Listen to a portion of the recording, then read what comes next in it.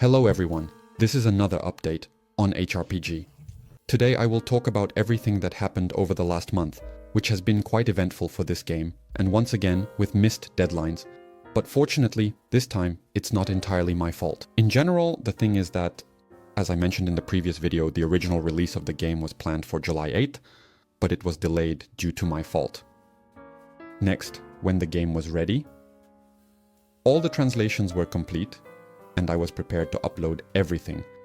I encountered the problem that there is a limited number of builds that can be uploaded to Steam under standard conditions, so to speak. Initially, 9 builds are available. That makes 3. In my case, 3 builds for each operating system, and 3 languages for each of them. But I plan to support 5 languages right away, which meant I needed additional builds. I reached out to Steam about this, and it took them a long time to respond to my inquiry. In the end, this issue dragged on for about 10 days, maybe even 15. Ultimately, it was resolved when I wrote again and reminded them about everything, and I was given the necessary builds, and now I even have some additional ones, which could be quite useful in the future. But my problems adventures didn't end there, because I faced the fact that I indeed need to get this whole entire story approved.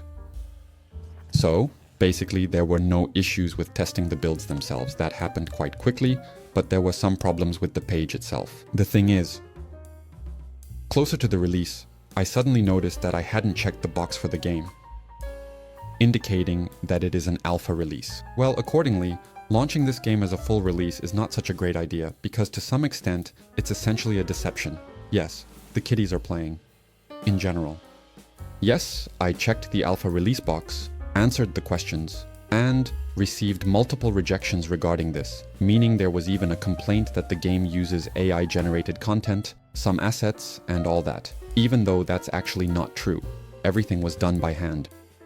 But in the end, I managed to sort this out with great difficulty.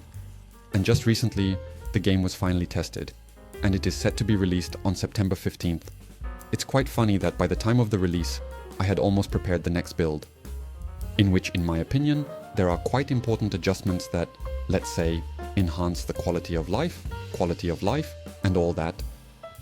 These are moments related to repositories and drafts. That is, there is currently a problem in the game where in each new session, in every new run, the same code often has to be rewritten. And there's also the problem that if, for example, you forget something from the documentation, or your code simply doesn't compile because it's lacking resources, for instance, and you need to upgrade them, when you do that, well, you have to exit that code and then rewrite it. Here, the repository should fix the problem of being able to write code just once and reuse it in every game, similar to how we use a library, meaning import and all that. Drafts will allow you to simply save the code as text, which you cannot use in the game, which does not necessarily get compiled, but is just to avoid rewriting it. Yes, and a couple of bug fixes, so I hope to release this as a hotfix almost immediately after the launch.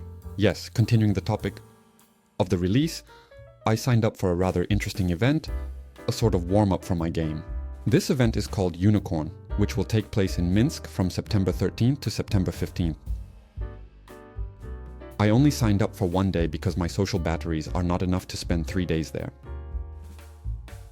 But I will be there only on the 14th. That's it. And in the process of preparing for this, we created stickers and various merchandise fun items. So I made special builds on 2 laptops where you can play the game. This means that all updates and features will be available. You can spend time in the tutorial and in the game itself. You can just poke around and take a look. Here. And it sounds quite interesting because I have never signed up for such an event. I wonder what kind of attention the project will receive. I do have concerns that, because this is indeed a very niche story, there may not be much interest in it. And let's say this story is a bit disappointing to me, but in any case, I won't speculate. Either way, it will be interesting to see how it ends. So, moving on. I thought about another angle. On the English-speaking channel under the previous video, some people offered to help me with translations into additional languages. And I thought about extracting the code module responsible for languages, creating a separate repository on GitHub and making it open, meaning to make the translations in the game open source so that anyone could help with it. And as the translation becomes complete, I could simply use it, allowing people who are interested to help without unnecessary bureaucracy. Well, everyone benefits from this. At least I do. That's it. Yes. And besides that, I also want to make the documentation open on GitHub so that it can be easily referenced. Firstly, while playing in Alt-Tab. And secondly, it could also be useful for UNICON to read the documentation. Well, basically, it's convenient when there is documentation not in the game itself, but in a very unpleasant format like the one it is in now. It's about some content that we are used to. That's it. Also, regarding the programming language, this pseudo-language that is currently used in the game for writing code, functions, and all those stories, I have plans for a slight redesign, rewriting many aspects. Because I did everything intuitively, or at least as I thought. Now I have delved into this issue, and it seems to me that I have gained some competence. Here it is. In the future, I also plan to make this language open source, meaning I will separate it into a module that I will use in my game. Again, this will give the community the opportunity to improve in some way and suggest features through pull requests. I think this format fits quite well into the concept of the game itself. The kittens are fighting again. I don't know if you can hear it or not. Either way, it will remain. Yes. Another interesting point. I don't know which channel you are currently watching this video on, whether it's the English-speaking one or the Russian-speaking one, but it will be released on both, and the thing is that I originally spoke in Russian, and my English, let's say, I can understand and speak it, but I experience some difficulties when I need to speak for a long time, and I have to limit myself both in the flow of thoughts and in word choice, and I get less enjoyment from it, so to speak. And I finally decided to try a solution like hacking.ai. This is not an advertisement, unfortunately. I would be happy if I were paid for it. And with the help of this resource, I am actually translating videos into English. If I were to hypothetically make a video in English and say something like, "Hey, I'm talking about HackeRPG," then with the help of Heygen, it would come out as, "Hi, I'm talking about HackerRPG." There you go. In fact, it alleviates a lot of headaches and attracts people from other languages. Perhaps I will try this story with other languages as well. I like how this thing works.